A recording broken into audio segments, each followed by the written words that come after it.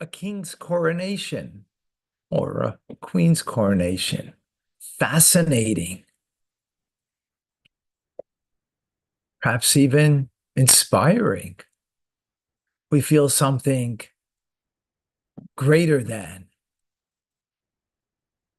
Of course, it doesn't happen every day to have a king coronated, and therefore there's a sense of awe in the experience.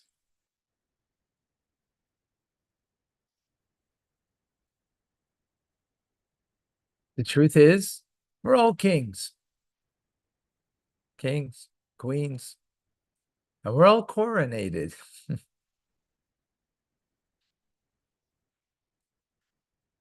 or will be coronated if we're not already coronated.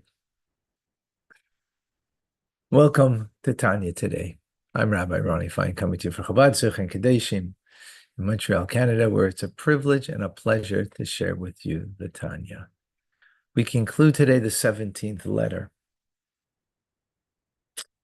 In this letter, we understand the uniqueness of where our soul goes after 120 to Garden of Eden, Gan Eden, and where we will eventually be in the times of Mashiach. And specifically, in Mashiach's times, there's two time periods. There is when there'll be no more war, no more famine. And then there'll be a time period after that of souls coming back into bodies, which is interesting how they can, they scientifically today, how they can take from any part of the body and you have the complete DNA of the individual and you can reproduce,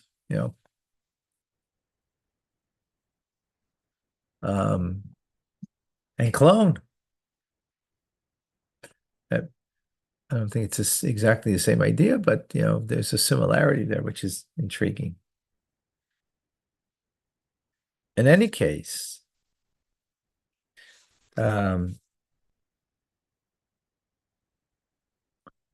what is the distinction between the two? As we have mentioned in the past, there's a natural inclination that this world is a means to a greater world. And it's true, but most people think that greater world is after we leave this world and go to Gan Eden, to the Garden of Eden. Most people of faith, that's what they believe. Whether they, not just in Jewish faith, in other faiths. So you want to do whatever you can in this world in order to make sure you can to the next world. But that's not the Jewish way. Even though when we do good, of course, it does give us a portion in Gan Eden, and we do evil, and that evil, that stain on the soul is still a part of us. It needs to be cleansed before the soul can go into Gan Eden, absolutely. But that's not the absolute desire of God in creation. It's not a soul without a body. It's a body. It's a soul in a body is the ultimate. And a time where the body will be more refined than it is today, in order that there could be a very different godly experience than we are having today. So, our sages say that in Gan Eden, we are like kings because we sit with crowns on our heads, metaphorically speaking, not literally. Well, you understand what that means. And we're delighting in the divine presence. Now, what's the metaphor of a crown? A crown encircles the individual. It's beyond the individual. So it represents a divine light that is beyond our apprehension and comprehension, that encompasses us equally.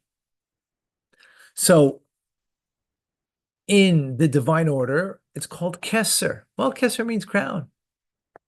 It's called Kesser because what is a crown actually doing? And you think about it, why does a king wear a crown? What do the kings of yore thought that they were? Some of them thought they were God, but others thought that they were representatives of God. And what endowed them with that sense of being representing of God? Well, that the crown is an interface between beyond and them. Beyond and them, right? And metaphorically, that's the truth. Crown in the divine order of things is an interface. Interface between emanator and emanation. Not creation. Emanator, who's the Ein Sof, the infinite of God, and the emanation of God, godliness, which are the divine attributes of God. Kesser, crown, is the interface that brings from emanator to emanation.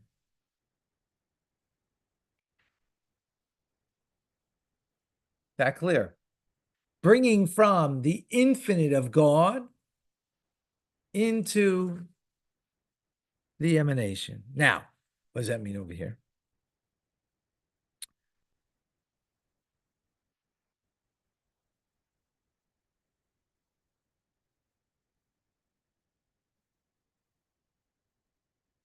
It means like this. In the future, times of Mashiach, from the emanator, from the Ein Sof, from the limitlessness of God, we will be able to laud him holy, kadosh. Holy means separation, something that's not subject to apprehension or knowledge. So in Gan Eden, that will not be apprehended in the Garden of Eden, because it is the nothingness that we can know of. The only thing that the soul will have in Gan Eden is a ray of that will be apprehended. Like, the sun you don't apprehend, but a ray of light from the sun you can apprehend and you can absorb, right? So Kesser, like the sun, but the ray of the sun, so that the soul will get, and that's what it means that the crown, that they're sitting with crowns and having pleasure.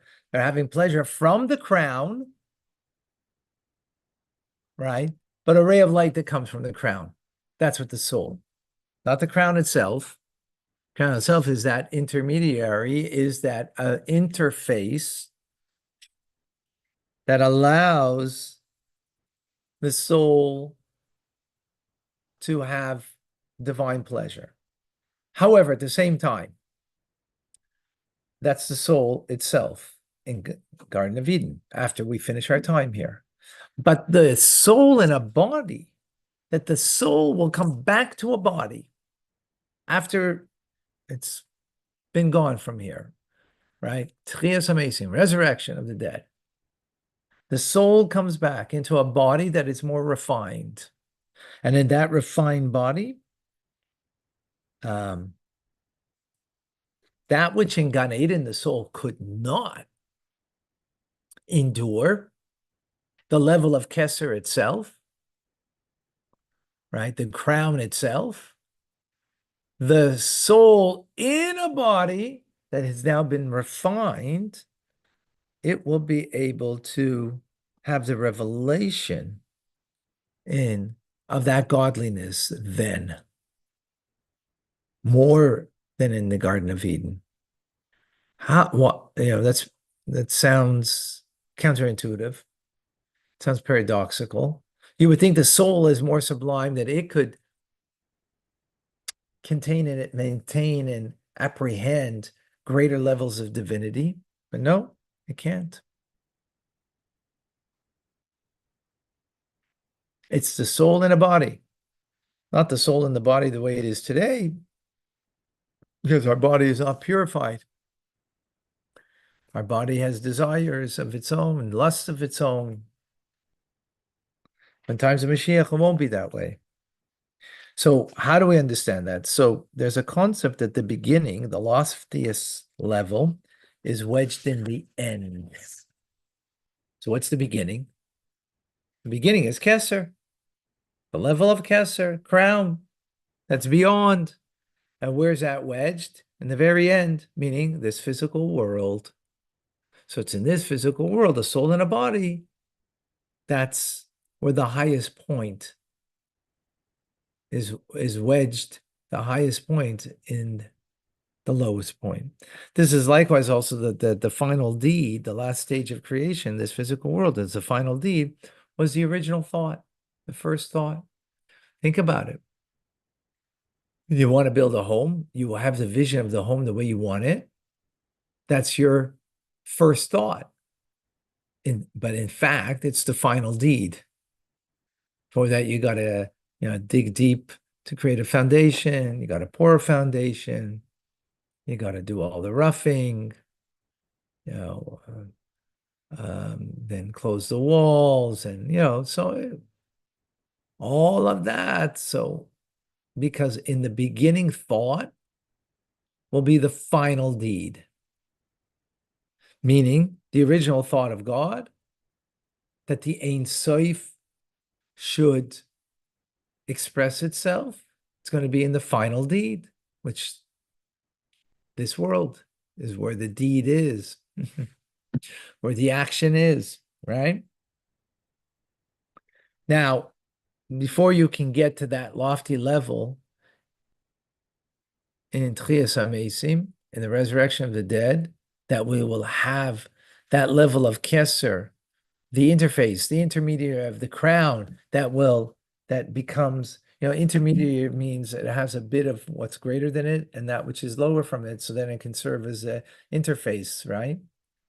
So it can take from the infinite of God and then bring it to the finite within the emanation.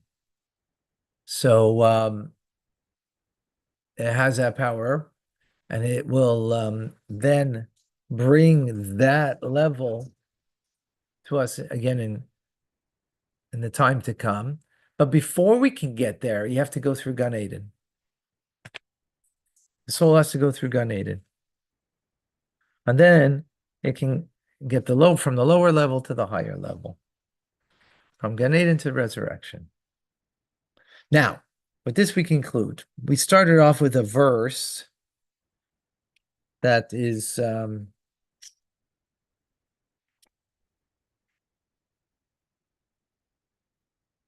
that King David said that in chapter 119 of Tehillim, he said that your commandment is very wide.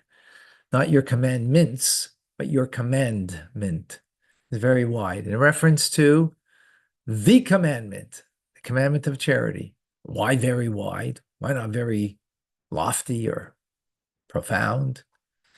Very wide, because the mitzvah of being charitable is the conduit for the very wide, meaning the infinite light of God. Now, what's very wide? Infinite, very wide, right? So what is it reference to? Is that infinite light of God that we're talking about. It is the mitzvah, right, that will radiate without an end. So when we do an act of kindness here, being charitable, we elicit on high God's divine, limitless kindness, because we have gone in the path of God's ways. God, we arouse and elicit from on high that light of God that is very wide, limitless, because we were very wide and limitless in our act of being charitable. We initiate that from down here, elicit that from above, and that will shine upon us. In Gan Eden, that act that we do today will shine upon us in a limited way, in a way that you can go from level to level. You can climb, your soul goes from level to level. As today was our dear friend Herschel's father's yahrzeit, 60 years yahrzeit. Every year that he says today's teachings in his honor. So every time there's a yahrzeit, a year that passes, the soul goes from level to level. Because that's all it can do, is go in a finite level of what it apprehended and comprehended in Gan Eden was so delightful, and now goes up another rung to something even more delightful every year. That's why it's important to commemorate the yahrzeit by saying the Kaddish, giving charity, and and the like. Right? And that's the idea that the great people, they have no rest, not in this world, not in the world to come, because they're always growing from level to level. But that's now, or that's in times after our soul leaves this world. But when Mashiach comes, when we talk about Chias HaMesim, well, there will be rest, because the divine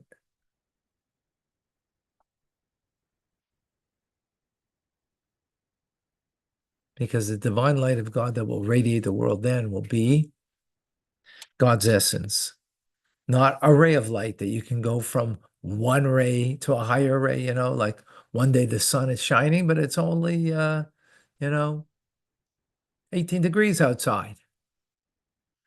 So the ray of light and warmth is one level. Another day it's 25 degrees. Another day it's 30 degrees, right? In other words, there's a ladder you can climb up. That's in the Garden of Eden. But in the times of Mashiach, where the light of God will be transcendent and encompassing all of us in a manner that is beyond, because God's essence will then shine. And how do we bring the beginning of all of that and bring that divine revelation? Is through the act of being charitable. That concludes today's Tanya. Very fascinating. So you have a choice. You could be coronated, right? Which is only in the Garden of Eden. You're coronated means you have a ray of light that shines on your soul. Or what? That's a good question. Hmm? Emanation? Mm-hmm. Yeah. Liba, in times of Mashiach, will tzedakah only be a monetary means, or will also include other means? Yeah, I'm sure, of course. Yeah. Yes, absolutely.